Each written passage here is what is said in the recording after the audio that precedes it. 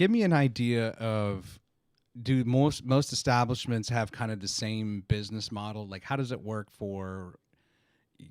Are you paying them to be there, or is it just more, hey, you show up and then you have to give us a certain amount of the proceeds of whatever you earn? How does that work?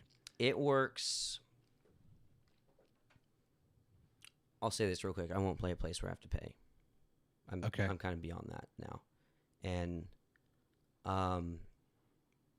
so it's a bonus for them, no matter what. Is basically what you're saying. Yeah, you got to go where you have to draw the line somewhere, kind of thing. Like, I'm not going to go in the hole just to play your place. Like, I can make more on the streets at that time, kind of thing. What happens if I'm interested in a place, if it's local and drivable, go there. Say, put a face to the name. Everyone's messaging and texting and emailing now. If they can be like, hey, this weird cowboy guy came in a weird Hawaiian shirt and said he wants to play here, And then business cards. Business cards are so big. Mm-hmm. Like, it's so important because it shows, and the website is huge. It shows a level of professionalism. Mm-hmm. If I'm like, because they always ask me, hey, write your name down on this. I'm like, well, I got a card for you. And actually, it's got my contact information on the back.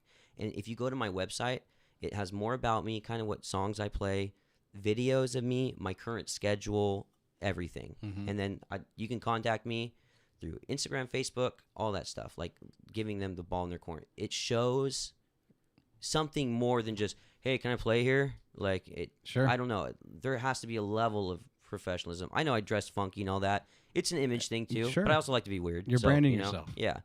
Because people will remember that. The guy came in, he had a cowboy hat on and a Hawaiian hat. Yeah. Or cowboy hat and a Hawaiian shirt. Yeah. Oh, okay. So, and then you go in there, okay, you try and talk to the person.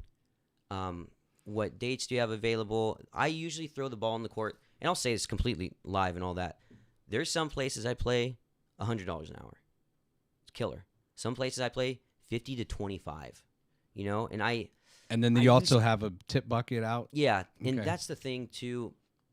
I try to work with an establishment because, okay, the bar and grill that gets 100 people a night, they can afford more stuff.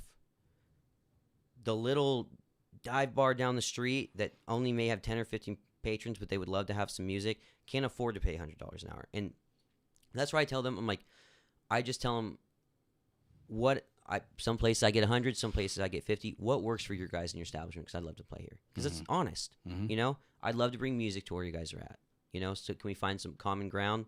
And usually that shows me trying to work with them too, And then tip bucket, I always have a tip bucket. And you never know, man. It's like you go to there's some places I've played where it's like, man, I'm playing 3 hours for $100. But then people just come in with the tips. They're so happy. And then you end up making double what you came in for. So you just don't know. Like, I'd rather just be working, and just leave it up to the fact of not all jobs. I mean, even doing renovation or flooring or whatever, not every job is a $10,000 job. Sometimes you're just fixing a patch in the carpet or, and you got to do that. But it may lead to something else. You don't know. So-and-so, Bobby Joe saw you in the crowd. Hey, can you do a private party? We'll pay you $400 to come play on a Sunday for our kid's birthday, just play country music.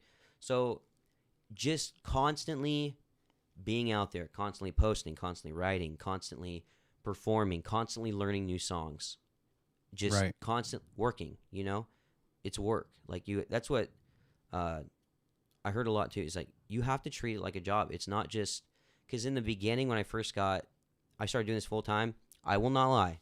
When I had my cabin in Wyoming and I just started doing this and I realized I could pay my bills, I was smoking weed and playing Halo and eating pepperoni pizza and just drinking Coors. Wow. It was that, you know what I mean? Mm-hmm. But it gets to a point, it's like, okay, do you want to burn out like that? Like, is that what people are supporting you to do? Like, no. Is that honoring to God? Is that sustainable? Yeah, it's just, I don't know. I think some people too, and I know I had this for a minute. It's like you feel that you have to live a certain way to write a certain way. Or, I'm a musician, so that means I have to be wild and get in trouble all the time. Like, no, if I get on probation for getting caught with weed, that's going to destroy my life right now. Mm-hmm. And that's... It limits your options down the road, too. If I get a DUI right now, I guess my wife is driving me. You think she wants to do that all the time? It's like... Yeah. you have to be wise. You have to treat it like a job.